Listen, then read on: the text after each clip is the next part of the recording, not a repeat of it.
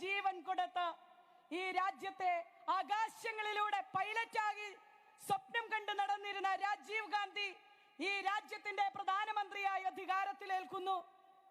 ഞാനും നിങ്ങളും ഉൾക്കൊള്ളുന്ന ആളുകൾക്ക് ദേശീയ വിദ്യാഭ്യാസ നയം, ഓട്ടോ തൊഴിലാളിയുടെ മകൻ, ചുമടെടുക്കുന്ന തൊഴിലാളിയുടെ മകൻ, പാടത്തും പറമ്പിലും കളപറയ്ക്കുവാൻ പോകുന്നവന്റെ കുട്ടികൾ, ആ കുഞ്ഞുങ്ങൾക്കെല്ലാം പഠിക്കുവാൻ കഴിയുന്ന രീതിയിൽ ദേശീയ വിദ്യാഭ്യാസ നയത്തിന് നേതൃത്വം കൊടുത്ത രാജീവ് ഗാന്ധി ഇന്ത്യയുടെ പ്രധാനമന്ത്രിയായി കടന്നു വരുന്നു. പഞ്ചായത്തി രാജ് ഈ രാജ്യത്ത് നടപ്പിലാക്കണമെന്ന സ്വപ്നവുമായിട്ട് മുന്നോട്ട് പോയ, അത് നടപ്പിലാക്കുന്നതിന് അതിന്റെ നയപരമായ തീരുമാനങ്ങൾ എടുക്കുന്നതിൽ മുൻകൈയെടുത്ത ഇന്ത്യയുടെ പ്രധാനമന്ത്രി ശ്രീ രാജീവ് ഗാന്ധി, ഞാനും നിങ്ങളും ഉൾക്കൊള്ളുന്ന 18ാം വയസ്സിൽ ഈ രാജ്യത്തിന്റെ വോട്ടർമാരായി ജനാധിപത്യ പ്രക്രിയയിൽ വോട്ടവകാശത്തിലൂടെ ഒരു സാന്നിധ്യം യുവാക്കൾക്കുണ്ടാകണമെന്ന സ്വപ്നം കണ്ടുകൊണ്ട് 18ാം വയസ്സിൽ വോട്ടവകാശം സാധ്യമാക്കി തന്ന ഇന്ത്യയുടെ പ്രധാനമന്ത്രി രാജീവ് ഗാന്ധി. ഞാനും നിങ്ങളും ഈ സമ്മേളനത്തിൽ ഇരിക്കുമ്പോൾ വിദേശത്തിരിക്കുന്ന കോൺഗ്രസിനെ സ്നേഹിക്കുന്നവർക്ക് പോലും ആധുനിക രീതിയിലെ സാങ്കേതിക വിദ്യയിലൂടെ വിദേശത്തിരുന്നു പോലും ഈ സമ്മേളനം വീക്ഷിക്കുന്ന തരത്തിൽ 21ാം നൂറ്റാണ്ടിൽ ഇന്ത്യ ഒരു IT രാജ്യമായി മാറണം. IT യുഗത്തിന് നേതൃത്വം കൊടുത്ത രാജീവ് ഗാന്ധി ഇടക്കാലത്തെ ഒരു തെരഞ്ഞെടുപ്പ് സമ്മേളന നഗരിയിലേക്ക് തന്നെ കാത്തിരിക്കുന്ന തമിഴ്നാട്ടിലെ ആർക്കോണത്ത് മൈതാനത്ത്, ശ്രീപെരുമ്പത്തൂരിലെ ആർക്കോണത്ത് മൈതാനത്തേക്ക് കടന്നു വരുവാൻ ഡൽഹിയിൽ നിന്ന് പുറപ്പെട്ടപ്പോൾ എയർപോർട്ടിൽ നിന്ന് പറഞ്ഞു, അദ്ദേഹത്തിന് യാത്ര ചെയ്യുന്ന ഫ്ലൈറ്റ് ഇപ്പോൾ യാത്ര ചെയ്യുവാൻ അന്തരീക്ഷം അനുകൂലമല്ല.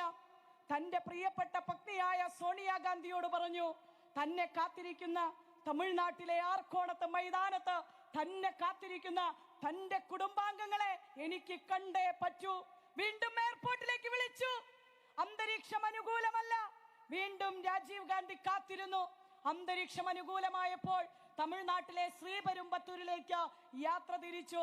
വെടിക്കെട്ടുകളോടെ, കരഘോഷങ്ങളോട് കൂടി തമിഴ്നാട്ടിലെ ആർക്കോണത്ത് മൈതാനത്ത് രാജീവ് ഗാന്ധിയെ കാത്തിരുന്ന വന്ധ്യവയോജനങ്ങൾ, അമ്മമാർ, കൊച്ചുകുഞ്ഞുങ്ങൾ, അങ്ങനെ അവരുടെ എല്ലാം ഇടയിലേക്ക് ആ ബാരിക്കേഡിന് നടുവിലൂടെ കരഘോഷങ്ങളോട് കൂടി നടന്നു വന്ന ആ രാജീവ് ഗാന്ധി വിരിച്ചിട്ട കാർപ്പറ്റിലൂടെ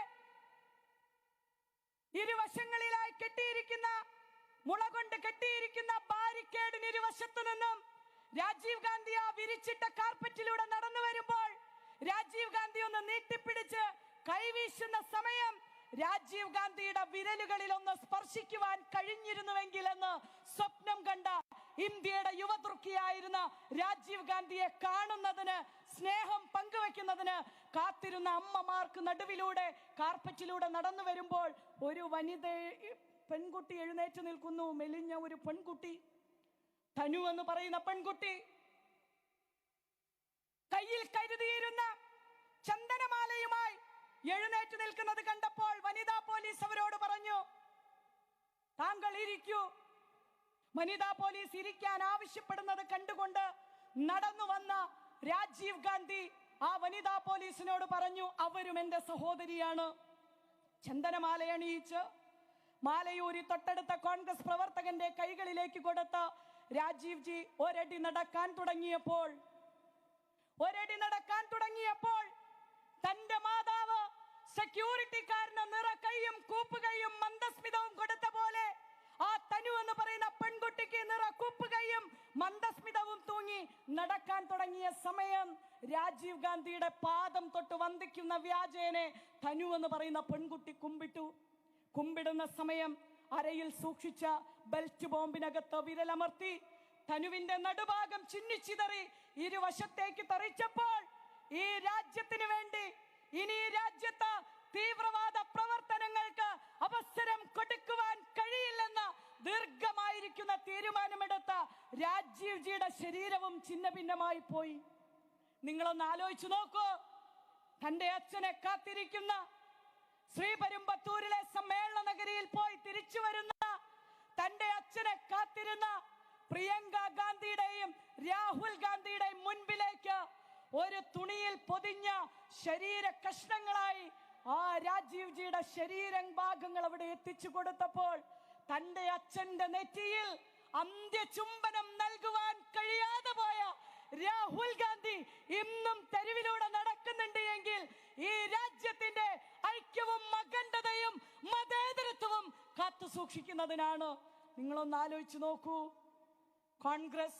കോൺഗ്രസ് നേടിയെടുത്ത സ്വാതന്ത്ര്യം, കോൺഗ്രസ് വീണ്ടെടുത്ത ഇന്ത്യ, കോൺഗ്രസ് കൊണ്ടുവന്ന ജനാധിപത്യം, കോൺഗ്രസ് നേടിയെടുത്ത നിലനിർത്തിയ മതേതരത്വം, ആ മതേതരത്വം നിലനിർത്തുന്നതിന്, ആ ജനാധിപത്യം നിലനിർത്തുന്നതിന് ഏറ്റവും വലിയ പോരാട്ടത്തിന് നേതൃത്വം കൊടുത്തുകൊണ്ടിരിക്കുകയാണ് കോൺഗ്രസ്.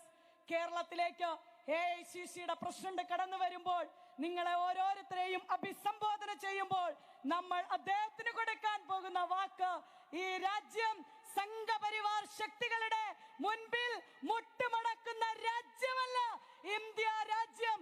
ആ സംഘപരിവാർ ശക്തികൾക്ക് കൂട്ടുനിൽക്കുന്ന, ചുട്ടുപിടിച്ചു കൊടുക്കുന്ന കമ്മ്യൂണിസ്റ്റുകാരനോടും ഒന്നേ പറയുവാനുള്ളൂ, ഈ രാജ്യം പണിതുയർത്തിയത്, ഈ രാജ്യം സ്വാതന്ത്ര്യം നേടിയെടുത്തത്, ഇന്ന് കാണുന്ന രീതിയിലേക്ക് ഈ രാജ്യത്തിനെ വളർത്തിയെടുത്തത് കോൺഗ്രസ് ആണ് എങ്കിൽ ഈ രാജ്യത്തിന്റെ മതേതരത്വത്തിന്റെ, ജനാധിപത്യത്തിന്റെ കാവൽക്കാരനായി ഓരോ കോൺഗ്രസ് പ്രവർത്തകനും അവസാന ജീവൻ വരെ ഈ പാർട്ടിക്കൊപ്പം, ഈ രാജ്യത്തിനൊപ്പം ഉണ്ടാകുമെന്നുള്ള ഉറക്ക പ്രഖ്യാപനവുമായിട്ട് മുന്നോട്ട് പോകുന്ന, കടന്നു വരുന്ന ഈ സമ്മേളനത്തെ എല്ലാവർക്കും വേണ്ടി നിങ്ങളെ ഓരോരുത്തരെയും തൃശൂർ ജില്ല കൂടി പ്രതിനിധാനം ചെയ്യുന്ന, പാലക്കാടും തൃശൂരും കൂടി ചേർന്ന് വരുന്ന ആലത്തൂർ പാർലമെന്റ് മണ്ഡലത്തിലെ ജനപ്രതിനിധി എന്നുള്ള രീതിയിലും നിങ്ങളുടെയൊക്കെ കുടുംബാംഗം എന്നുള്ള രീതിയിൽ നിങ്ങളുടെ അനുജത്തിയായി, മകളായി കാണുന്ന ഈ തൃശൂർ ജില്ലയിലേക്ക് എല്ലാ ജില്ലക്കാരെയും ഒരേ സ്വരത്തിൽ നിറഞ്ഞ കൈയടികളോട് കൂടി പോരാ,